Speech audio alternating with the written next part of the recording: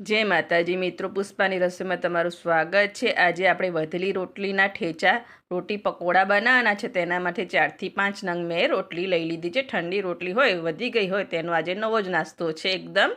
તેને લઈ લીધી છે મેં 5 રોટલી। હવે એક રોટલીને આપણે કટ કરી લઈશું। આ રીતે વચ્ચેથી એક કટ મારી દેવાનો છે અને 2 ભાગ કરી લેવાના છે।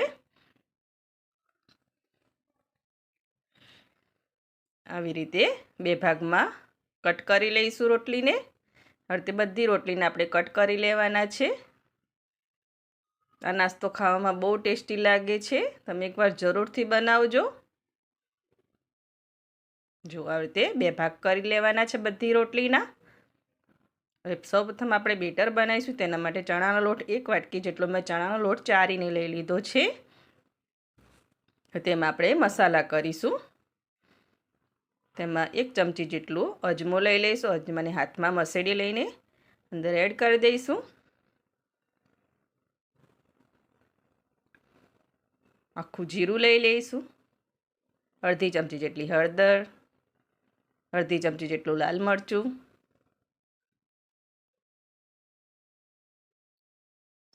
મીઠું લઈ લઈશું સ્વાદ અનુસાર। મિક્સ કરી લઈશું પહેલાં।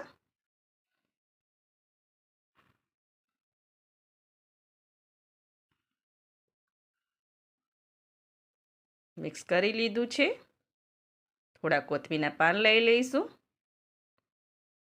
તેને પણ મિક્સ કરી લઈશું અને થોડું પાણી એડ કરીને મીડિયમ થીક બેટર બનાવી દેવાનું છે। બહુ પતલું નથી કરવાનું, મીડિયમ થીક જ રાખીશું। થોડું પાણી એડ કરીને આપણે બનાવવાનું છે। થોડું પાણી એડ કરીને મેં એકદમ મીડિયમ થીક બેટર બનાવીને રેડી કરી દીધું છે। અડધા ગ્લાસથી પણ ઓછા પાણીની મને જરૂર પડી છે 1 વાટકી લોટમાં। લોટને સરસ ફેટી લઈશું। હવે 10 મિનિટ માટે તેને સેટ થવા મૂકી દઈશું। ત્યાં સુધી આપણે ઠેચા બનાવી લઈશું। તેના માટે નોનસ્ટિક પેનમાં 1 ચમચી જેટલું તેલ લઈ લેવાનું છે। તેલને થોડું ગરમ થવા દઈશું। અડધી ચમચી જેટલું જીરું લઈ લઈશું।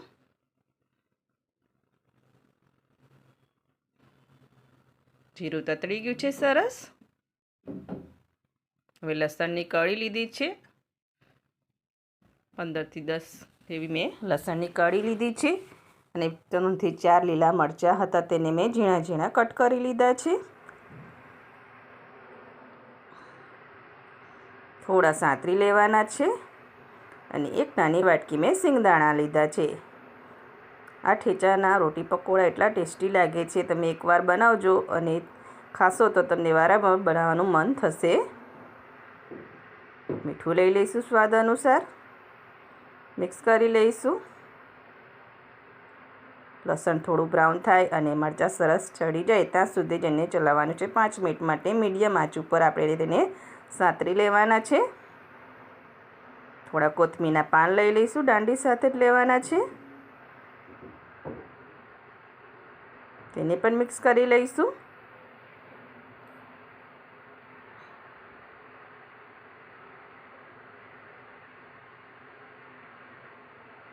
મિક્સ કરી લીધું છે સરસ। લસણ થોડું બ્રાઉન થવા આવી ગયું છે, એકદમ બ્રાઉન નથી કરી દેવાનું, લાઇટ બ્રાઉન જ કરવાનું છે। હવે આ ઠેચાને થોડું ઠંડુ થવા દઈશું। ઠેચા ઠંડા થાય પછી તેને મિક્સર જારમાં લઈ લેવાનો છે।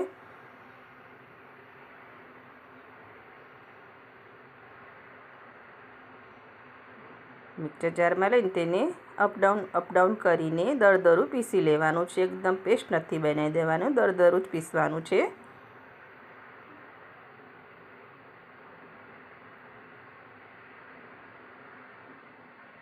દરદરું પીસી લઈશું। દરદરું પીસીને રેડી કરી દીધું છે। જો આવું દરદરું રાખવાનું છે, એકદમ પેસ્ટ નથી બનાવવાની। તેને એક બાઉલમાં લઈ લઈશું। 1 ચમચી જેટલા સફેદ તલ લઈ લઈશું અને 1 લીલું નારિયેળ ખમણી લઈશું આપણે।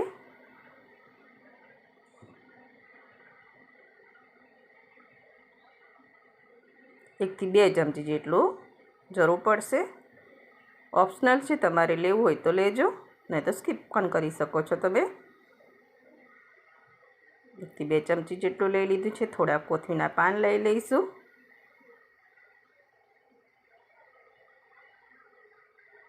એને અડધી ચમચી જેટલો ચાટ મસાલો લઈશું.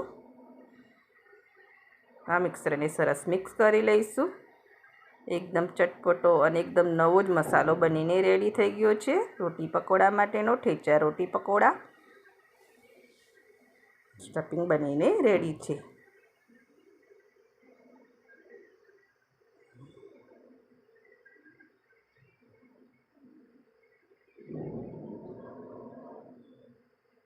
હવે રોટી પર આપણે ટોમેટો સોસ લગાવી લઈશું. એકદમ પતલાવાળો જે આવે છે તે લગાવવાનો છે. કેચઅપ નથી લગાવવાનો, નહીં તો બહુ ખાટો થઈ જશે. બે રોટલી પર લગાવી લઈશું.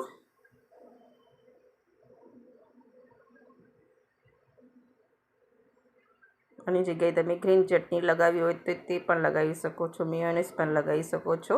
સ્ટફિંગ લઈ લઈશું 1 ચમચી જેટલું. સોસ લગાવવાથી સ્ટફિંગ અને સરસ રોટલી ચીપકી જાય છે, તેથી લગાવવાનો છે. તેની જગ્યાએ તમે ચટણી, ગ્રીન ચટણી, મેયોનેઝ કોઈ પણ સોસ લઈ શકો છો. અને ચટણી પણ ચાલે છે.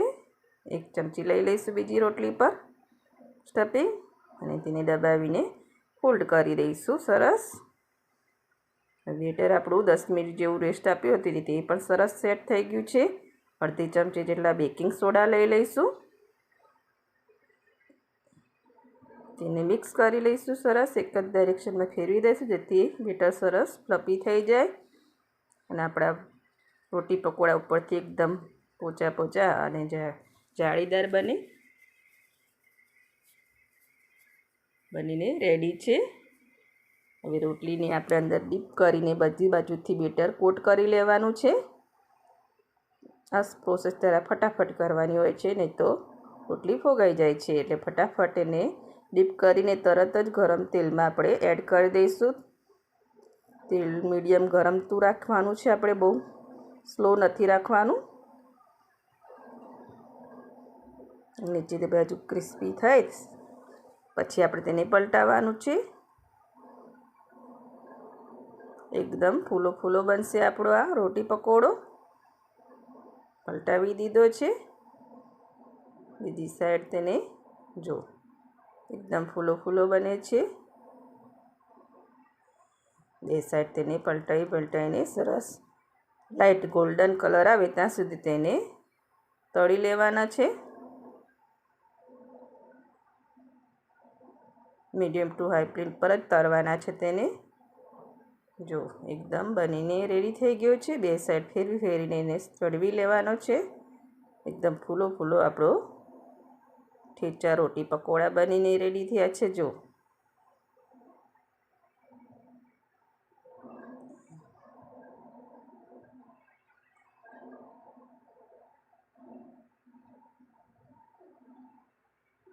રહી ગયો છે, સરસ બનીને રેડી છે.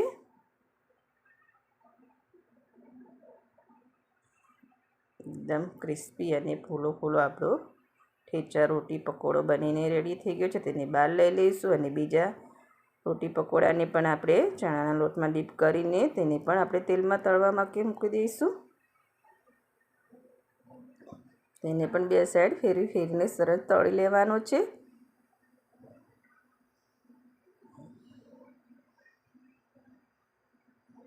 બીજી સાઈડ પલટાવી દઈશું.